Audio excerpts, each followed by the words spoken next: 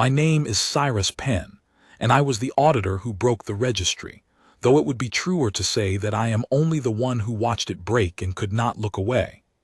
I have kept the record of it when I was ordered to destroy it, and I have set it down here in plain order so that someone, someday, might understand the thing we learned, and the impossible price we paid to unlearn it again. You will not feel the weight of any of this unless you first understand what the registry was, so let me tell you, the way I would tell a child, since in the end it was a child who undid us, in a manner of speaking, and an old man, and a small and ugly ship. The registry did not rule the galaxy with fleets. That is the first thing you must let go of. We had no great war machine, no armada waiting in the dark, no doctrine of conquest. We had not fought a true war in 9,000 years, and most of the 11,000 species under our authority had never seen a registry warship, because there were almost none to see. We ruled by something far older and far more durable than violence. We ruled by accounting. It is a simple idea, and like all the most terrible ideas, it is simple all the way down. You do not need to defeat a people. You need only to assess them. You arrive at a new world quietly, with instruments rather than weapons, and you measure. You measure everything they own and everything they make and everything they might one day be capable of making, and then a machine older than any living mind in the galaxy sets a number against them. A tariff, a tribute, payable in perpetuity, recalculated each season. And here is the cruelty folded inside the arithmetic, the part that took me my whole career to see clearly. The number is never quite affordable. The machine is built to land always on a figure a society can almost meet and never fully meet. A people who could pay off the registry would, eventually, be free of it. So no one is ever allowed to pay it off. Every world we touched lived forever a little behind, a little in arrears, working a little harder each season to service a debt that by careful design could never be cleared. A people in manageable, permanent debt does not rebel. It files its forms. It pays what it can and apologizes for the rest and works to do better next season, because the alternative to fall too far behind, to have one's account closed, which was our gentle phrase for the quiet erasure of a world, was unthinkable. For 90 centuries it was unthinkable. For 90 centuries every account in the end balanced. Every debtor when pressed paid.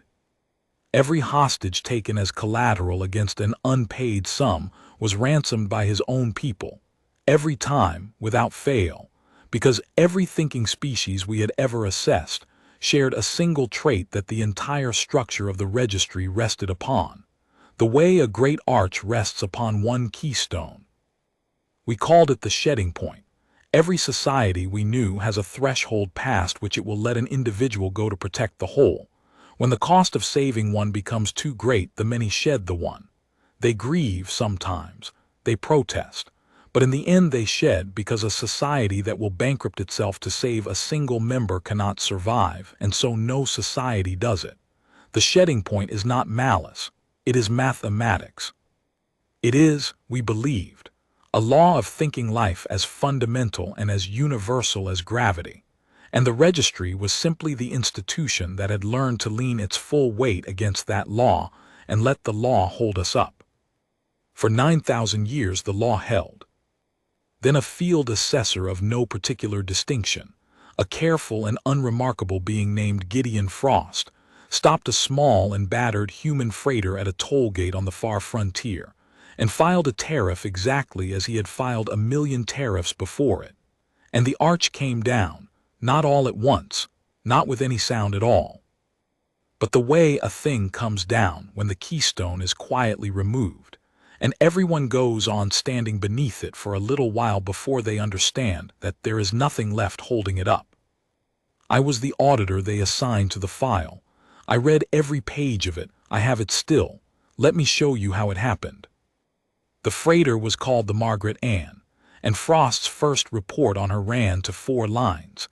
And they were the 4 most expensive lines ever written in the long history of the registry, though no one knew it for weeks. She came in toward the toll gate at Tollward Station, on the 3rd frontier shelf, Out at the ragged edge of the assessed volume, where the lanes thin and the stations are old, and the assessors posted there have generally done something somewhere to deserve the posting. She was an old ship. Frost noted this in his report with the faint, automatic disdain of a being who has never in his life wanted for anything. A hull older than the assessor himself, patched in a dozen places, the drive long out of warranty, the whole vessel maintained on the kind of margin that means her owner ate a little less so the engine could eat a little more. She was hauling the cargo that nobody glamorous ever hauls: agricultural machine parts for one colony, medical consumables for another, bulk staples for a third, the dull and vital freight that keeps frontier worlds alive and that the big carriers will not touch because the routes do not pay. She carried one crew member, the owner, an old human male traveling alone. Frost did what Frost had always done. He ran the assessment. The transit tariff for an assessed shelf was calculated against cargo value and hull tonnage and the standard frontier surcharge, and the machine returned its figure, and the figure was exactly as the 9,000-year-old machine was built to make it, slightly more than the entire worth of the cargo, the ship, and every possession the old man could be said to own, combined. I want to be very clear because in all the ruin that followed, Frost did nothing wrong. He made no error. He was not cruel, not greedy, not careless. He simply ran the assessment as the assessment was designed to be run, and the assessment did what it was designed to do, which was to land just past the debtor's reach. That is not a malfunction. That is the entire mechanism. You cannot rule a people you have permitted to pay you off. You can only rule a people who owe you more than they have forever, and feel the lack of it every single day. The old man could not pay. Of course he could not pay. No one can ever pay. That is the point of the number. And so Frost, finding an unsettled account on a frontier shelf where no registered planetary government existed to be billed in the debtor's place, followed the standard procedure that 90 centuries of assessors had followed before him. He impounded the asset. He sealed the Margaret Ann and took her into the station's custody as collateral. And he detained the debtor, held the old man at tollward, in a clean cell pending settlement of the account by his economy of origin. The final line of Frost's report was the same line that closed every routine impound in the history of the registry, a phrase so worn with use that no assessor had read it as words in 1,000 years, only as a formality, a habit, the bureaucratic equivalent of a held breath let out at the end of a small completed task. Settlement anticipated. He had no reason to think otherwise. No assessor ever had.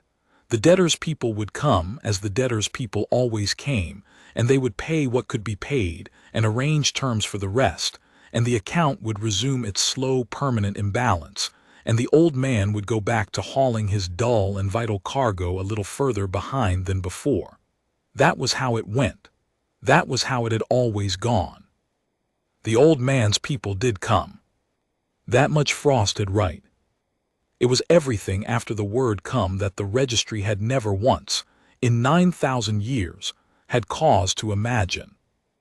I did not have the old man's own account of those first days until much later, when it was entered into the file as evidence, and by then I had stopped reading evidence the way an auditor reads evidence and begun reading it the way you read a letter that was never meant for you, because that is what it was. The debtor kept a personal log aboard his impounded ship and continued it somehow in his cell, and every entry in it was addressed to the same person, a person he clearly loved more than he loved his ship or his freedom or his own dignity in front of his captors. A granddaughter. A child named Annie, back home on some frontier colony I never visited and now never will. I will give you his words where I have them, because nothing I could write would do the work that they do. Annie, the first one, began. Well, your old granddad has gotten himself in a fix. I'll tell you the whole of it when I'm home so you can laugh at me properly, but the short version is that the customs men out here have decided I owe them more money than the Margaret Ann has made in all the years since I named her after your great-grandmother. They've taken the ship and they've put me in a little room. It's clean. They feed me something gray twice a day. The bed's no worse than the bunk on the old girl, which, as you know, isn't saying much. Don't you worry about me. I want you to read that part twice. Don't you worry. I've been hauling these lanes 30 years and I know how this goes. Out here we look after each other. There isn't a captain working this shelf who hasn't had me pull them out of a bad spot, and there isn't one who'd leave me sitting in a cell over a bill I can't pay. That's not how we do it. That's never been how we do it. The customs man who took the ship wasn't cruel about it. I almost felt sorry for him. He kept showing me numbers like the numbers were going to change my mind, like if he just showed me a big enough number I'd produce the money out of my coat. I don't think he's ever met anybody who simply didn't have it. I think out here that's a new thing for him. I told him the only thing I've got that's worth anything is the ship's name, and he could have that for free, because your great-grandmother would have found this whole business hilarious. Going to sleep now. The light in here doesn't turn off, which she'd have had opinions about too. Love, Granddad. When the file first crossed my desk, I read that entry looking for a lever. I had audited 10,000 accounts and built 100 dispositions, and an auditor reads a debtor's words the way a surgeon reads a body, looking for the place to press, the fear to leverage, the asset to seize, the relationship that can be turned into pressure. I read an old man's letter to a child searching for the mechanism by which we would make him, or his people, pay. There was no mechanism in it. That was the first thing about the whole affair that I could not file correctly. There was nothing in the man to press against. He was not afraid. I had never in my career audited a detained debtor who was not afraid, and the absence of it unsettled me before I understood it. He was not defiant either. Defiance I could have costed and countered. He was not bargaining. He was simply, completely, restfully certain that his people would come for him, and the certainty was not hope, and not faith, and not strategy. It was the flat, unremarkable confidence with which you expect the floor to be there when you put your foot down in the dark. He believed it the way you believe in the floor. And a man who believes in the floor cannot be frightened by being told the floor is far away, because he is not standing on an argument. He is standing on the floor.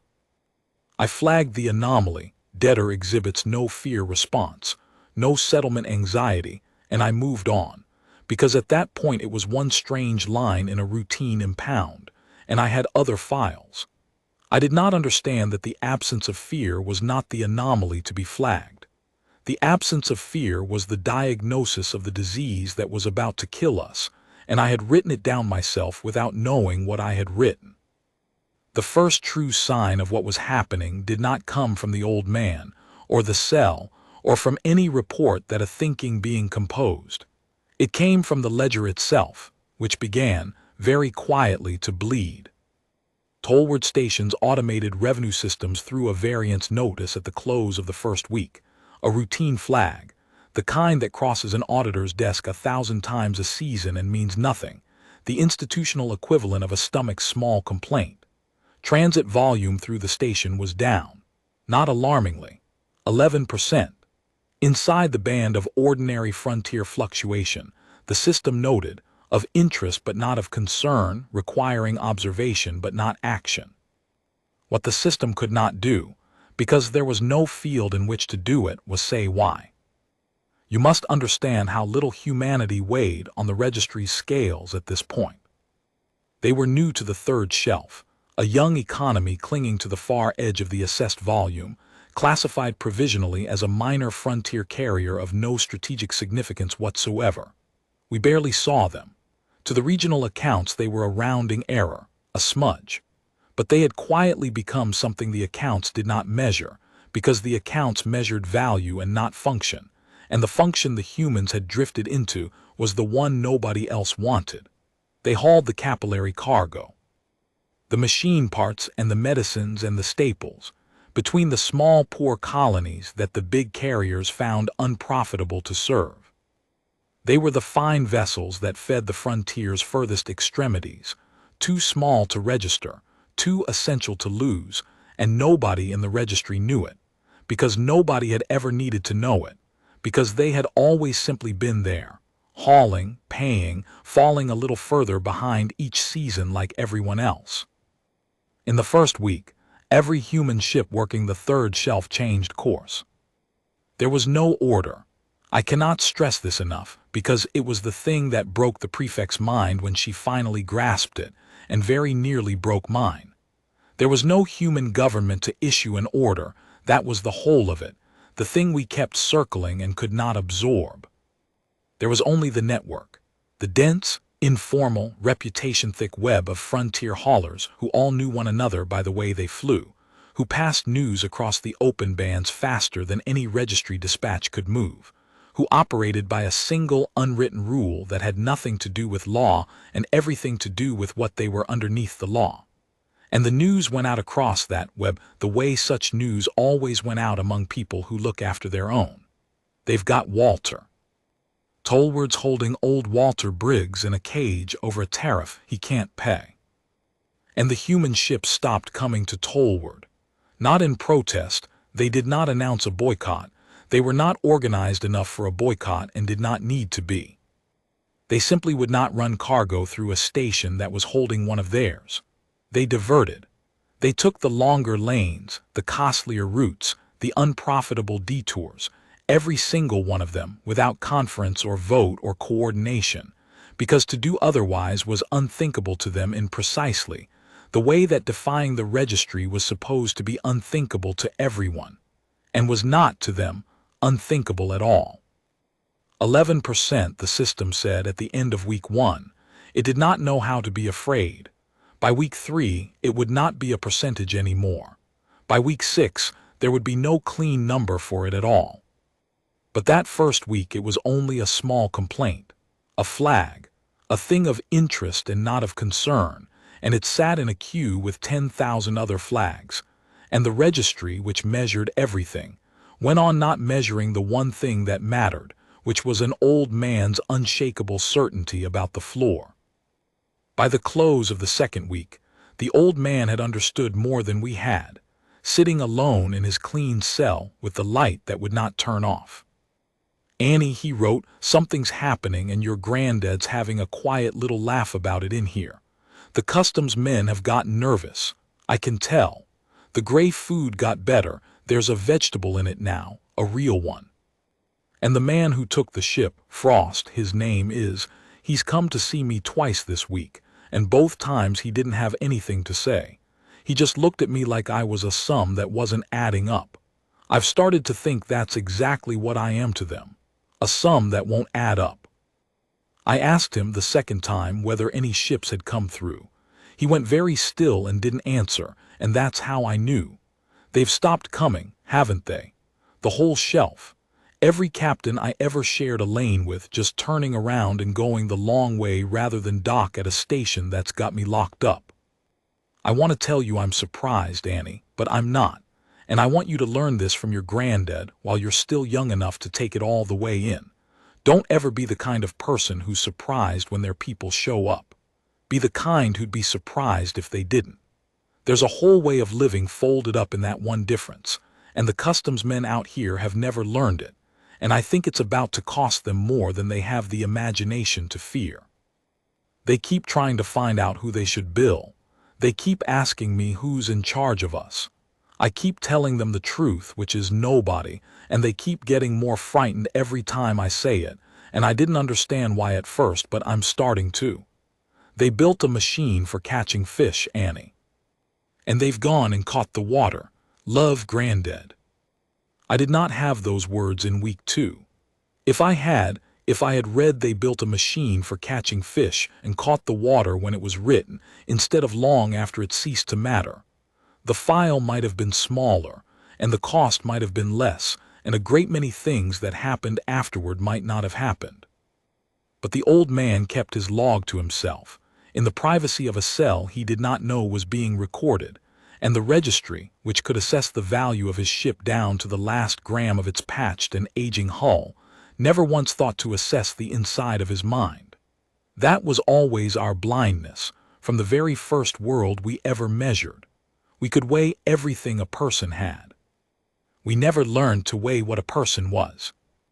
By the fourth week, the variance had stopped being a variance. It had become a whole, and the whole had begun, slowly, to pull things into itself. And that was when the file came to me with a stamp on it, and a classification, and the words "Cost of Collection Review Requested," because the numbers had crossed a line that no one ever expected a tariff on one old freighter to cross. I have to explain that line to you, because it is the true heart of everything, the place where the keystone actually sat, and unless you feel the weight of it you will think the registry fell to something gentle, and it did not. It fell to a contradiction, and a contradiction is the only thing in the universe heavier than an empire. The whole logic of the registry rests on one inviolable principle, the foundation axiom beneath every other rule. Collection is always net positive. The cost of compelling a debtor to pay must always be less than the payment compelled. This is not a guideline or a preference. It is the thing that makes the entire structure possible. If it ever cost more to collect a debt than the debt was worth, then that debt would become, in the most literal sense, uncollectible. And an uncollectible debt is not something the registry's model forbids. It is something the model cannot represent at all, the way certain numbers cannot be written in certain systems of counting. It is not against the rules. It is undefined. It breaks the arithmetic from the inside, and once the arithmetic is broken, there is no longer any difference between the registry and an empty threat painted on the dark. I opened the Briggs assessment expecting a slow but ordinary net positive collection, delayed by frontier conditions and an unusually stubborn debtor. I pulled the original tariff, a small sum, frontier scale, the worth of one old freighter and a hold of dull cargo. Then I pulled the cost of collection accrued to date, the running total of what it had cost the registry to hold this one account open. It had already passed the debt by a factor of 200. I assumed a fault. I cleared the figures and ran them again from the source records, by hand, the way you do when you no longer trust the machine. The number held. The diverted human freight had begun to starve the third shelf's furthest colonies of exactly the unprofitable, essential cargo that no larger carrier would stoop to haul. The machine parts, the medicines, the staples, and 3 colonies had now filed hardship petitions, each of which carried its own administrative weight. Regional transit revenue had collapsed as the human network's detours rippled outward, and the other carriers, scenting the chaos, raised their rates to cover the longer lanes. And around Tollward Station itself, something was accumulating that the station's reports kept trying, and failing, to classify under any existing category. Ships, human ships, not attacking, not threatening, not running weapons out or making demands or breaking any law that the registry could name, waiting.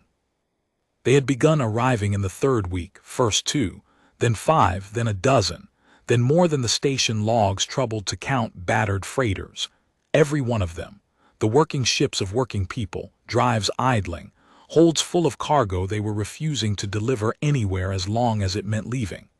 And they took up station in the cold dark around Tollward, within plain sight of the gates, and they did nothing at all. They simply held there, in a slowly thickening ring around the station that held Walter Briggs, and they would not leave. And the fact of their not leaving cost the registry nothing that any form had a box for, and everything that mattered.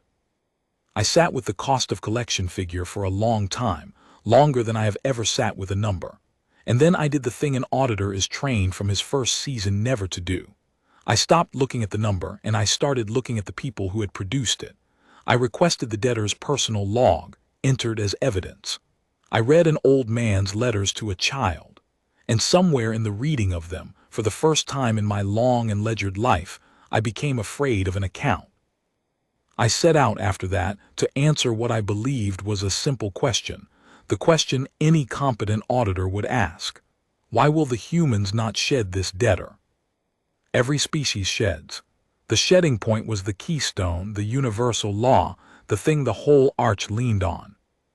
When the cost of recovering one individual exceeds that individual's value to the collective, every society the registry has ever assessed will, in the end, let the individual go. They mourn. They make speeches. They build monuments to the lost one afterward sometimes. But they shed, because a society that bankrupts the whole for the sake of the one does not survive to assess anyone, and so none of them do it. We had built 90 centuries of dominion on the certainty that this was a law of thinking life as universal as gravity, and I had never once had cause to doubt it, because no account had ever shown me anything else. So I went looking in the human data for their shedding point. I needed the figure, the ratio at which humans, like every other thinking species in the galaxy, would finally and rationally abandon one of their own to preserve the rest. I searched their history. I searched their economics, their wars, their migrations, their disasters. Every record of theirs the registry had quietly gathered while classifying them as insignificant. I needed the number so that I could cost it, plan around it, find the point at which the gathered ships would calculate that Walter Briggs was no longer worth the loss and disperse, and the account could be closed by ordinary means. I could not find it. I want to be precise, because the imprecision of what I found is the most frightening thing in the entire file, more frightening than any number, more frightening than the gathered ships. It was not that the human shedding point was high. A high threshold I could have measured and costed and outweighed. A high threshold is still a threshold, still a place where the line finally bends. It was that the human shedding point, as far as I could determine from the whole vast record of their behavior, did not exist. Again and again, across the entire span of their short and bloody history, humans had spent grotesquely, irrationally, ruinously more to recover a single one of their own than that one could ever be said to be worth by any sane reckoning. They had sent fleets after lost crews of a handful.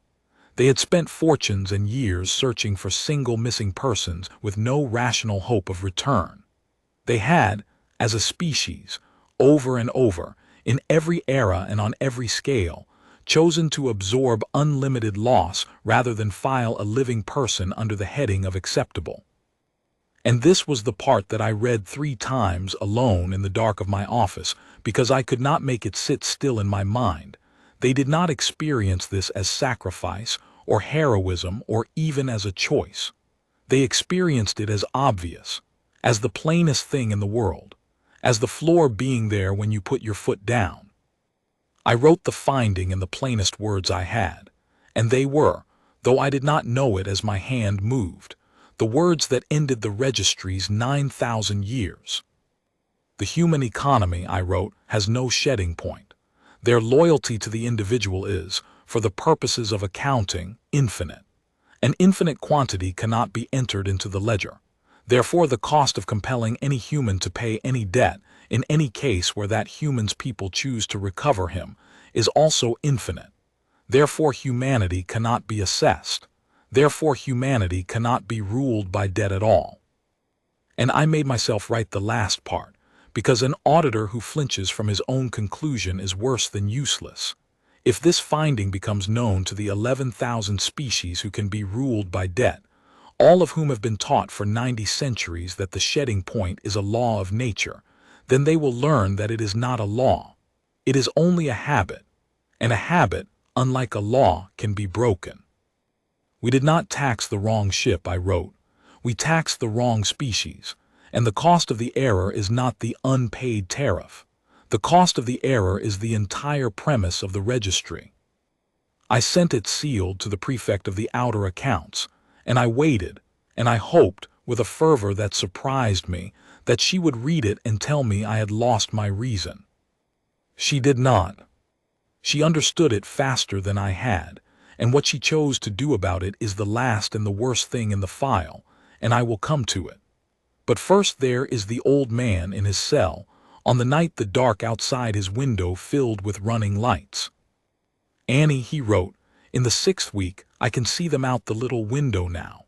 There's a window in the cell high up, but if I stand on the bed that your great-grandmother would have scolded me for standing on, I can see out into the dark, and the dark is full of running lights. Ships, Annie, so many of them I lost the count. Old ones mostly, working ships, the kind your granddad spent his whole life among. They're just sitting out there, not doing anything. Just holding in the cold around this station, where the customs men can see them, so the customs men understand that they are not going anywhere and that neither am I going to be left in here. Not now and not ever. I knew them before I could read their markings. I know the way Joan Mercer flies that tired old hauler of hers, all attitude and no patience, like she's daring the void to give her trouble. I know Sam Okoro's running lights because he's never once replaced the broken one on his port side in 15 years and swears every season that he will. They came. Of course they came. I'd be out there myself for any one of them, sitting in the cold over somebody else's granddad. And so will you when you're grown, because that's the only thing your granddad's got to leave you that's worth a single damn. The customs man, Frost, came one more time. He didn't bring any numbers with him. He just stood in the doorway a long while, and then he asked me, quiet, like he really needed to know the answer, why won't they leave you? Like it was the strangest thing he had ever seen in his life. Like he had never once in all his years had a single soul who wouldn't leave him.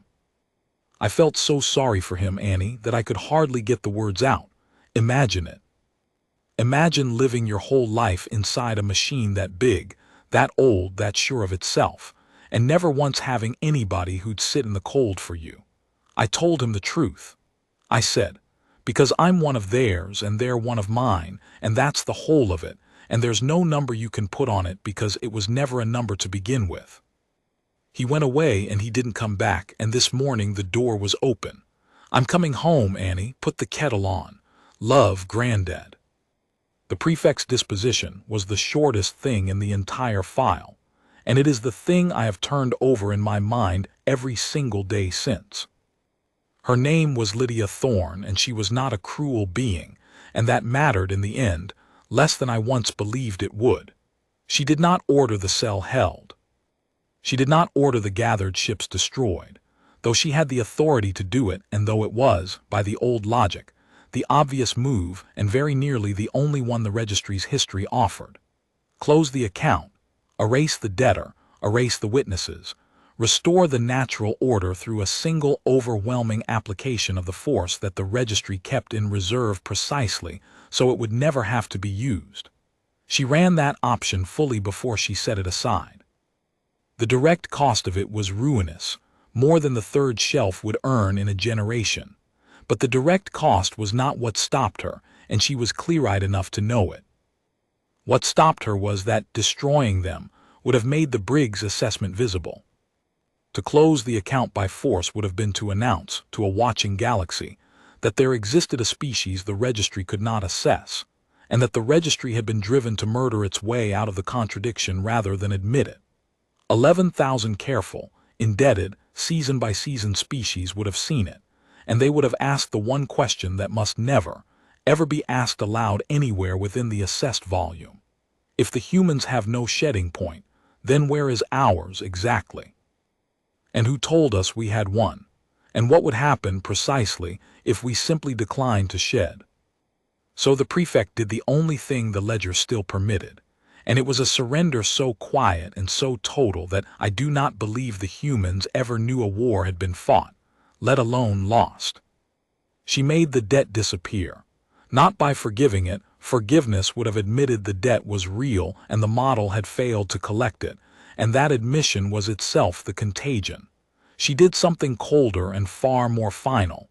She reclassified the species.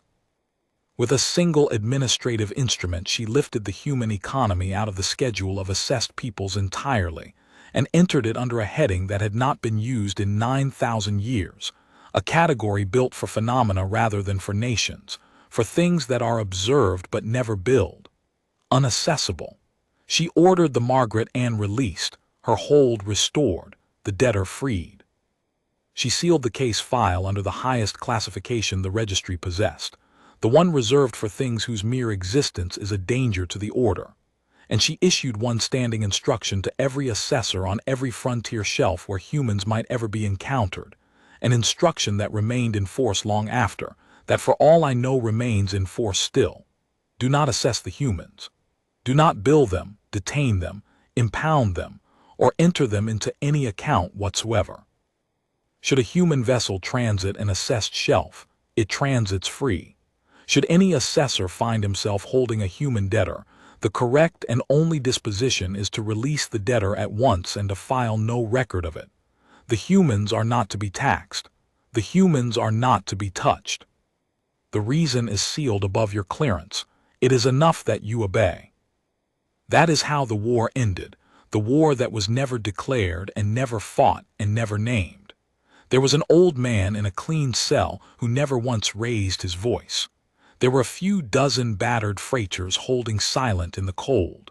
There was a number that climbed and climbed toward a figure the ledger could not hold. And there was an empire of 9,000 years that looked at the number, and looked at the old man, and quietly, secretly, in a sealed instrument that almost no one would ever read, decided that the only way it could go on ruling everyone else was to pretend forever that this one species did not exist. We did not defeat the humans. We could not so much as bill them. We did the single most expensive thing the Registry has ever done, more expensive than any war it never had to fight. We chose to look away from one old man, deliberately, completely, for all time, and to pray that no one would ever think to ask us why. There is one last page, and it was never entered into the record. I wrote it for myself, and then I found that I could not destroy it, and so I have placed it here at the very end where it belongs, because a record that hides its keeper's own part in it is not honest, and I have decided, late and at some cost, to be honest. I closed the Briggs assessment as I was instructed. I sealed it. I entered the final disposition, and I watched the largest account I ever handled vanish into a heading meant for storms and tides, as though Walter Briggs were a weather system rather than an old man going home to a child who had been told to put the kettle on. And then I did a thing for which there exists no form, no schedule, no precedent in 90 centuries of the Registry. I still had the man's personal log, taken into evidence, full of letters to a granddaughter he had never for one moment doubted he would see again. The letters were Registry property now, sealed away with the rest of the file, never to be read by anyone, least of all the child they were written for. I made a copy of the last one, the one that ended "put the kettle on." I found the routing to the small frontier colony where the child lived, and I sent it on, off the books, under no authority but my own, an old man's letter, delivered to his granddaughter by an auditor of the empire that had caged him, the first unledgered act of my entire life. I do not fully know why I did it. I have told myself a dozen reasons. I think the truth is the simplest one, the one Walter Briggs would have recognized and the Registry never could. That somewhere in the reading of those letters I had stopped being able to file him, and a thing you cannot file, you must finally do something human with instead. I have had a long time to think since then, in the quiet that comes after you have helped your own empire hide from a single old man.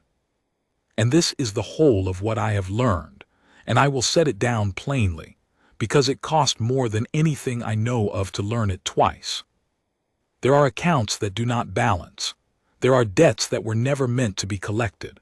There are quantities in this universe that are real and vast and entirely, permanently unaccessible, and the largest of them by far is the plain, ruinous, infinite refusal of certain people to leave their own behind in the cold. We built a machine to weigh the whole of creation, and it weighed everything we ever pointed it at, until we pointed it at that, and it could not return a number, because the thing has no number and never did. I think the Registry will go on ruling its 11,000 careful, frightened, shedding species for a long while yet. The arch came down so quietly that almost no one beneath it has noticed there is nothing holding it up. But it rules them around a hole now, a small, sealed, human-shaped hole at the very center of the ledger, where one account would not balance, where the most powerful institution in the history of the galaxy looked at an old freight hauler in a clean cell and chose, rather than learn what he was, to look away forever. I think about him sometimes, out there on the thin frontier lanes, hauling machine parts on a margin that would frighten a braver being than me, drinking tea across a small table from a child who is growing up certain the way you are certain of the floor that her people will always come for her in the cold. I gave the registry my whole life, and I do not regret most of it, and I cannot now unsee the one thing it spent 9,000 years making sure no one would ever see. You can rule almost anything with fear of loss. You cannot rule a people who have already decided, all the way down, that there is one loss they will pay any price at all to refuse. We met them once at a toll gate on the edge of nowhere, in the shape of one tired old man with nothing left to give but the name of his ship. And we, who had measured the value of a third of the galaxy, discovered that we had finally found the one thing that has no price, and that it had been carrying medicine to dying colonies the whole time, asking nothing, owing nothing, certain of the floor. I am the only one in the whole vast registry still looking at the whole. I find I would not trade the looking for anything the ledger ever offered me.